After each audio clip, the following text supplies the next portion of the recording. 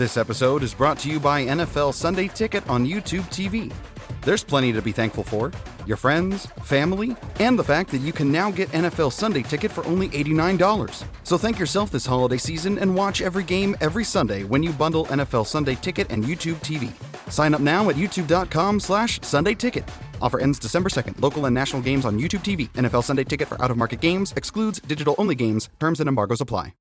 Being a marketer's no sweat. You just have to manage dozens of channels, launch hundreds of campaigns, score thousands of leads, and okay, fine. It's a lot of sweat. Unless you have HubSpot's AI-powered marketing tools to help you do all that and more. Get started at HubSpot.com/marketers. It's finally here. Stop into Menards for amazing Black Friday deals. A 54-inch giant snow tube is only $9.99 each. Ladies' slippers are just $6.99 a pair. And a men's heated jacket is $49.99. Ah, there's so many great Black Friday deals. I can't list them all. You'll have to hurry to Menards while supplies last to get these and many more Black Friday deals. Sale good Black Friday through December 1st. See Menards.com for details. Save big money at Menards. Thanks for choosing this free Anfield Index podcast. If you'd prefer to listen to this or any of our other shows without adverts, then now's the time to check out Anfield Index Pro. With AI Pro, you can supercharge your entire listening experience. You'll not only get all of our podcasts without the ads, but you'll have them far faster with our Quick Publish feature available exclusively for subscribers. AI Pro also puts you in the heart of our sound studio, with an option to listen to many of our shows live and interact with the podcasters in real time as the shows are recording. Upgrading couldn't be easier. AI Pro is available on all popular podcast platforms. Just head on over to AnfieldIndexPro.com and get started today. Hello and welcome to the Daily Red, your lunchtime catch-up on all things Liverpool FC and your daily reminder that the Reds are top of the league.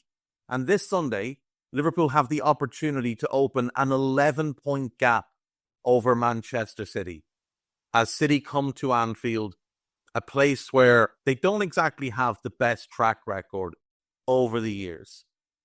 Gary Neville has had something to say. I think Liverpool versus City is really interesting. I'm doing the game and I can't wait for it because there's a lot riding on it. I've never seen City look as vulnerable in the Pep Guardiola era. Jamie Redknapp mentioned this and I thought it was a really good point, where he said all the pressure, all of a sudden, in this fixture is on Liverpool, in the sense that everyone will expect Liverpool to win because everyone is beating City. What will that do to Liverpool? I think Liverpool will win on Sunday.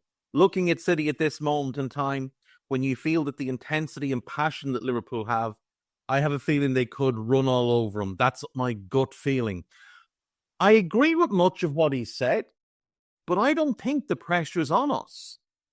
I think all the pressure is on them.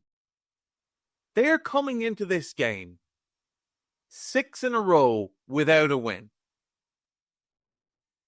6 in a row without a win. 5 straight defeats. And then that draw to Feyenoord, which, for my money, is actually worse than any of the defeats.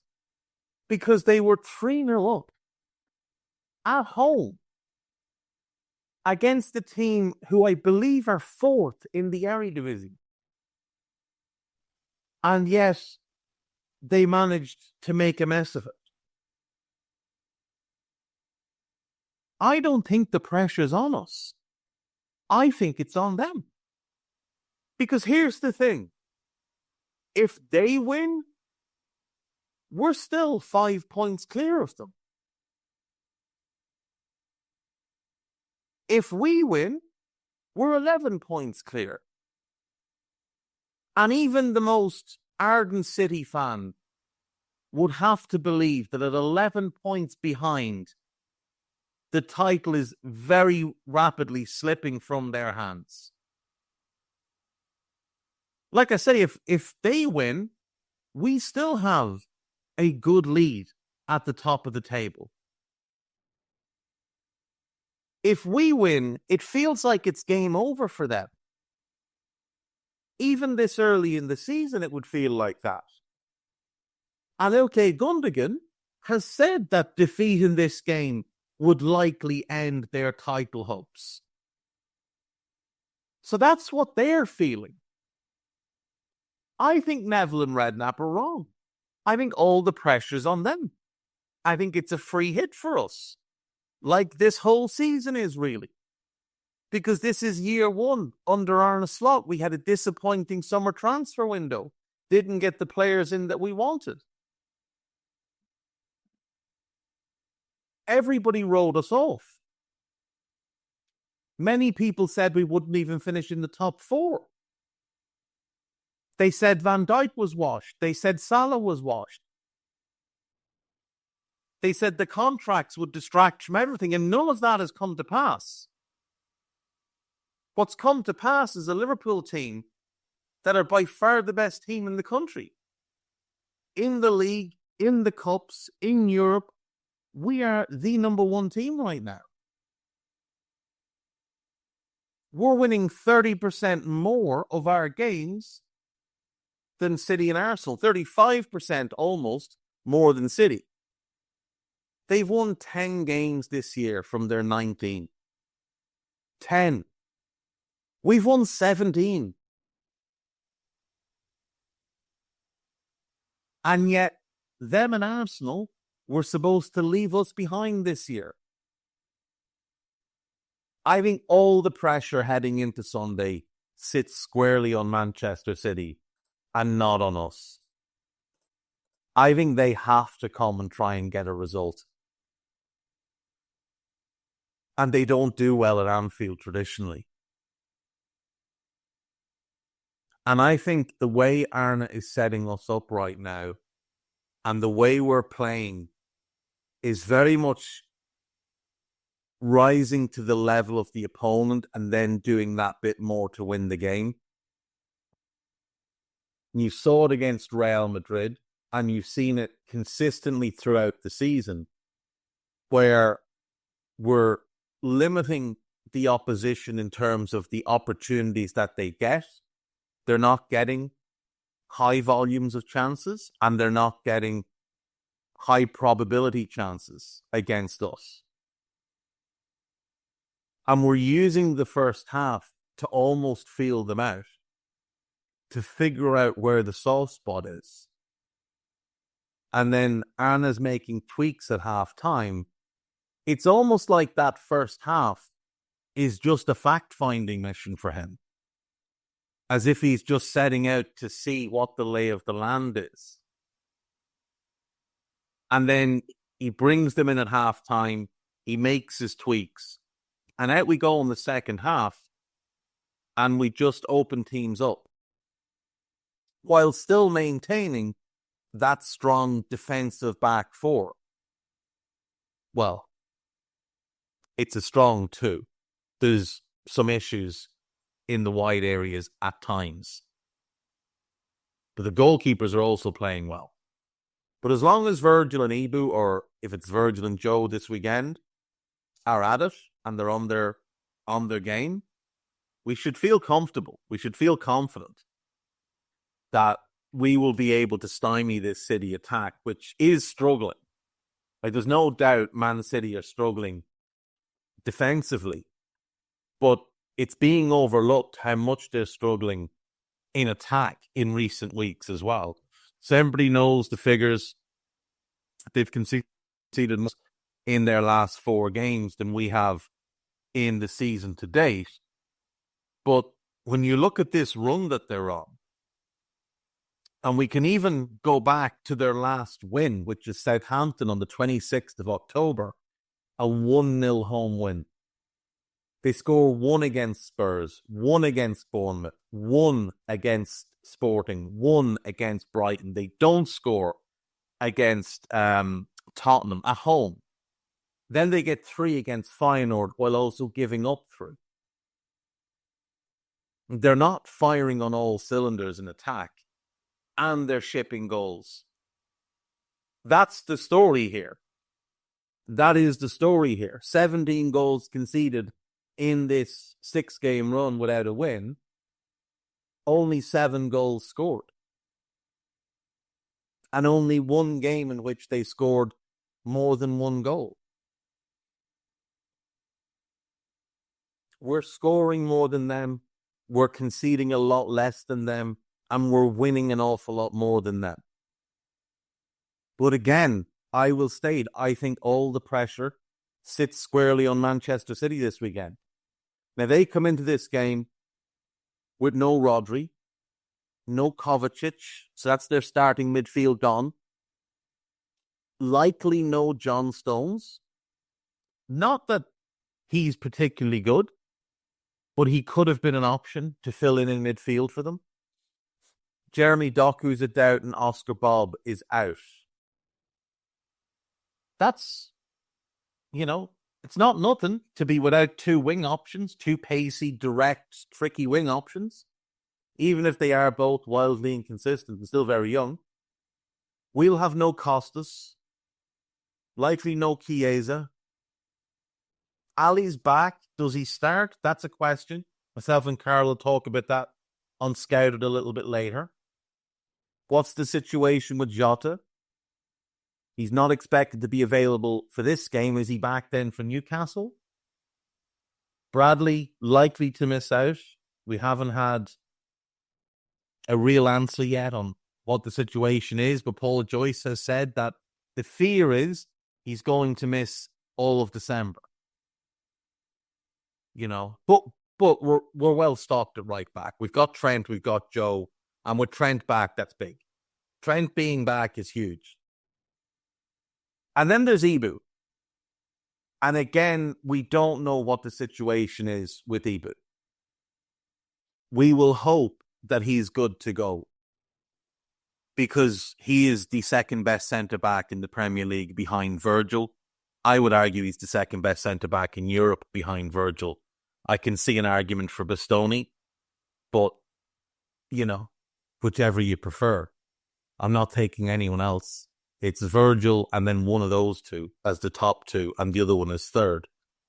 You can keep your Salibas, your vibe centre-backs. You can keep your Upamecano's and whoever else you want.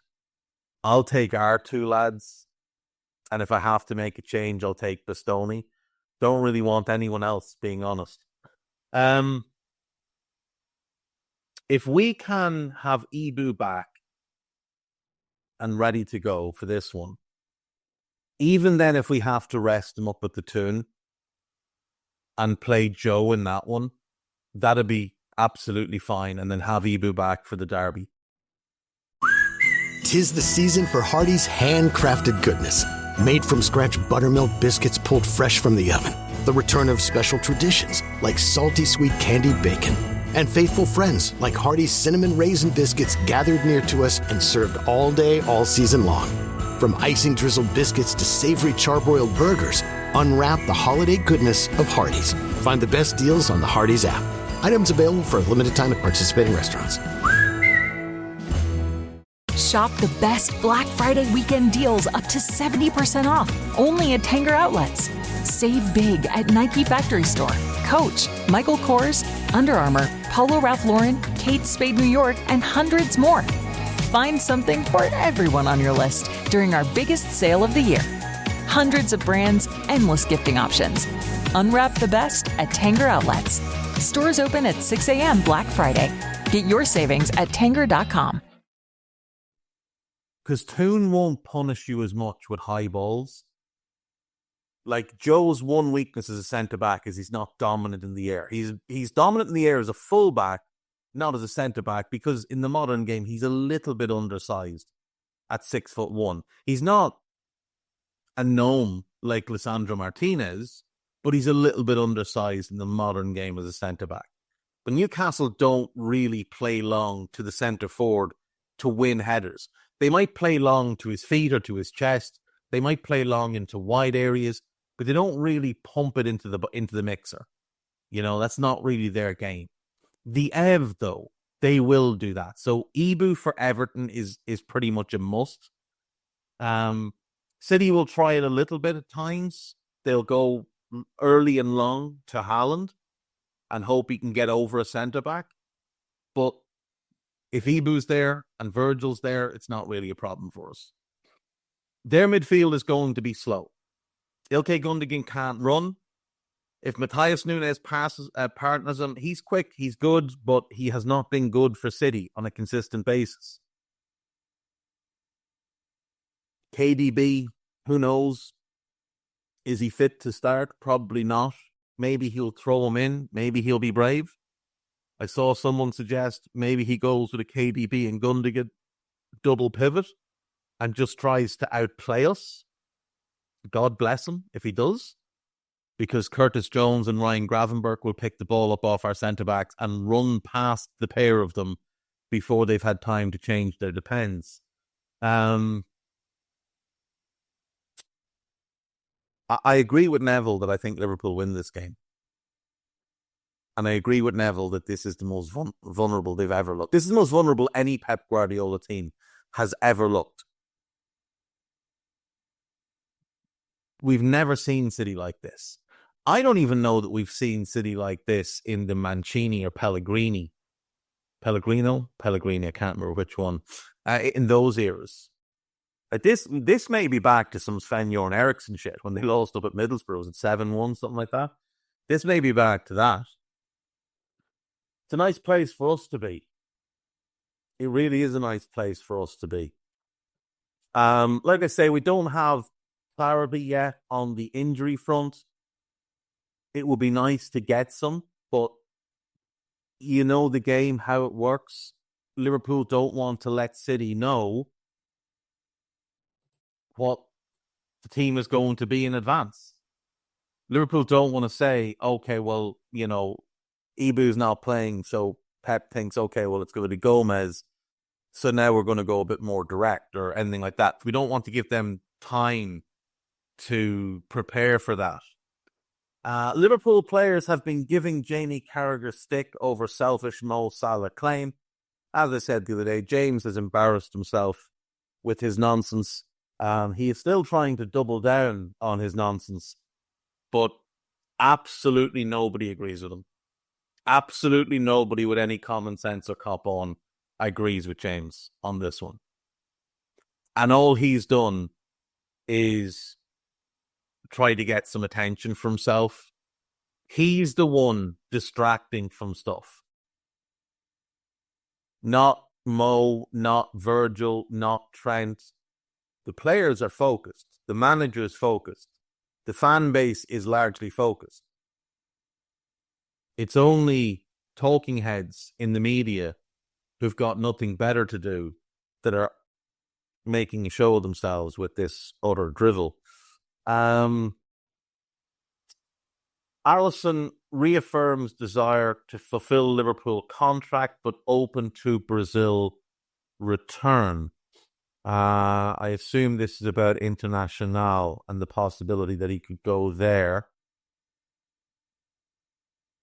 Yeah, that's kind of my assumption, is that he will just see out his deal and go back. Now, I think we would like to sell him. Not now. Maybe next summer.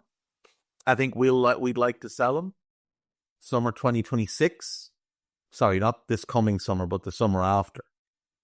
Summer after Max. I'm never really sure how that works. Either way, summer 2026, I think, is when we will be looking to sell Alisson and move him on. And if there's a club in Brazil that are willing to pay, a decent fee, I don't think we'll look for anything extortionate. I really don't. I think we've gotten great value out of Alisson. Like I've said before, I wonder if Bayern might have interest. If Neuer decides he's going to give it one more year after this, and then he's going to walk away, would Bayern come in for Ali, give him a 3 or 4 year deal, and get the last top years out of him? If Mike Maignan were to leave Milan, perhaps that's somewhere Ali might like to go. Strikes me as a guy who'd enjoy life in Milan. If Barcelona decided that it was time to move on from Marc-Andre ter Stegen, or if Bayern came and bought ter Stegen to replace Neuer and Barca had an opening, would they have interest in Ali? I think it's all possible. I do. I think it's all possible. We'll see. We'll have to wait and see. But what we know is that no club has a better goalkeeping situation than us right now. Nobody. When you look at how our goalkeeping situation is sort of planned out, and this is hypothetical on my part, but spitballing, this year, Ali, Kelleher, Yaros. Next year, Ali, Mamardashvili, and maybe Davies or Pitaluga, with Yaros on loan and Kelleher sold for, I think, probably around the same as we pay for Mamardashvili. And in the following year, Mamardashvili is 1, Yaros is 2, and maybe Mashur, the kid in the under-19s, maybe he steps up down into that third choice role. And that's what it is for a couple of years. And then maybe Yaros moves on at a good fee, and then maybe Mashur steps into number 2. And we just continue to cycle. And in doing so, we make a big fee. We make a big profit off Kelleher. We get a good fee for Ali, which will be pure profit on our books because his original fee will be gone off our books. And then we'll get a good fee for Yaros as well. It's one thing we've done really well is scout and develop goalkeepers. You know, you even look at, what's the kid's name? The Polish kid, Grabera. We got a good fee for him initially, and then we got a healthy chunk in the sell-on when Copenhagen sold him to Wolfsburg. We'll get a huge fee for Kelleher, probably 30, 35 million. Maybe more, maybe a slight bit more, maybe a slight bit less. I think Newcastle would actually be the perfect landing spot for him. Nick Pope is, you know, pushing mid-30s. He's declining a little bit. He's not the best keeper in the world with his feet. He's a very good shot stopper, but he's not the best in the world with his feet, which is something they want. They want that ability to play out from the back. I think Kelleher would fit in well there. I think it's a great club for him to go to as well. It's a big club, cracking atmosphere up there. I think he'd enjoy life up there. I think he'd enjoy playing for the Toon. And people will say, oh, well, why are we buying Mamardashvili when we have Kelleher? Well, we're doing it for a couple of reasons. Number one, Mamardashvili is better than Kelleher. Like, he is just better than Caoimhín Kelleher now. And he's 2 years younger. And Kelleher has made it clear he doesn't want to wait to be a number 1 anymore. He wanted to go this past summer. We would have sold him if there was a good offer. We would have sold him the summer before if there was a good offer. The offers didn't come. Nottingham Forest had the fucking temerity to put in an offer of 7 million and Matt Turner. So 7.1 million for Caoimhín. They got laughed at. But this summer coming, I think we'll see good offers come in. I do. I think we'll see good offers come in. So Mamardashvili's younger. He's better. He's got a higher upside. And he's more likely to be comfortable coming in and sitting behind Alisson for a year. All of that combined makes it make sense. Plus, you bank 35 million for Kelleher by selling him. You spread the 35 million for Mamardashvili across 5 years. So it's 7 million a year. That shows 28 million of profit in the summer of 2025. That's why you do it. These are the reasons you do it. And all of them make sense. And again, he is just a better goalkeeper.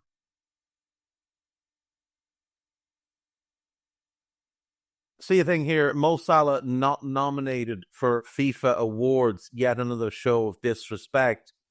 It's not just that Mo Salah wasn't nominated. None of our players were nominated for the FIFA Best Awards. None of them.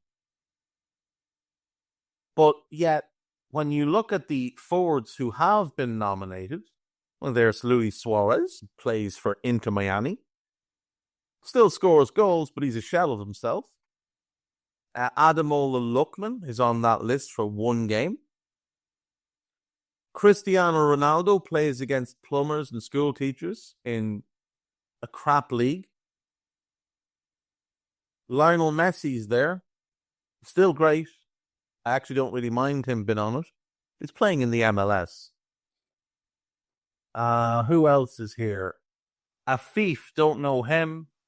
Cano? I mean, absolutely not. Dovbik is on the list, and Mo Salah's not on the list. Rahini's on the list, and Mo Salah's not on the list. Ollie Watkins is on the list, and Mo Salah's not on the list. Lord. The defenders, again, Virgil, not on the list. Manuel Akanji's there, though. Bremer is there. Dante is there. I mean, this is not a serious list put together by serious people at all. Emerick Laporte is there, for the love of God. Nicholas Otamendi is there. Who invited William Saliba? Troost Ekong, who's dreadful, is on the list. Mats Hummels, the ghost of Mats Hummels, is on the list. Virgil van Dijk did not make this list. But lots and lots of defenders who are nowhere near as good made the list. And then the goalkeepers. Ali didn't make the list. But Jan Sommer is there. David Raya is there. Eddie Martinez is there. Lunin, the backup at Real Madrid, is there. Edison is there. Donnarumma is there. Bono is there. Like, what? Who puts these lists together? Eddie Martinez, I don't have an issue with. Mamardashvili, I don't have an issue with. Mike Maignan, I don't have an issue with. And I don't really have an issue with Jan Sommer either. He's been really good for Inter. And David Ray has been really good for Arsenal, but they haven't been as good as Alisson. Who puts these lists together? These are laughable. Absolutely laughable. Not one Liverpool player making this list. Farcical stuff.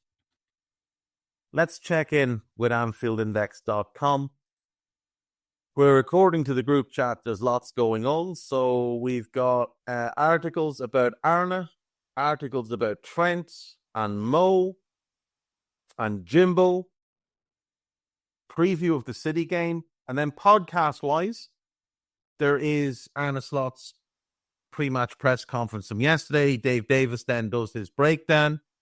There is a new Red Alert with Dave Davis, James McKean, and Mark Evans, so check that one.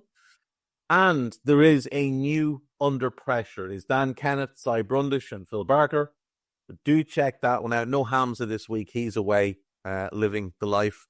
But check this out. They had a big old chat about Southampton and then a big old chat about Real Madrid. Make sure you give it a listen. Lots more to come. Lots over the weekend. Dave Davis is here tomorrow. I'll see you on Monday. Enjoy yourselves. Bye-bye. We hope you enjoyed listening to this Anfield Index show. Please be sure to subscribe to our channel so future podcasts find their way to your device automatically. There's nothing quite like fan engagement, and we'd love to know what you think of anything discussed on this show. The best way to get in touch is over on our free Discord community, where both podcasters and listeners debate the hottest LFC topics 24/7.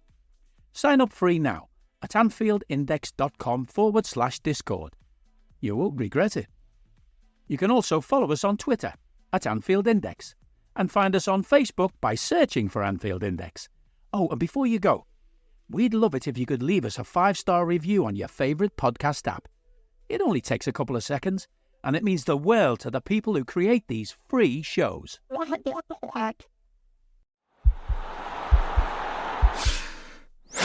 This podcast is part of the Sports Social Podcast Network.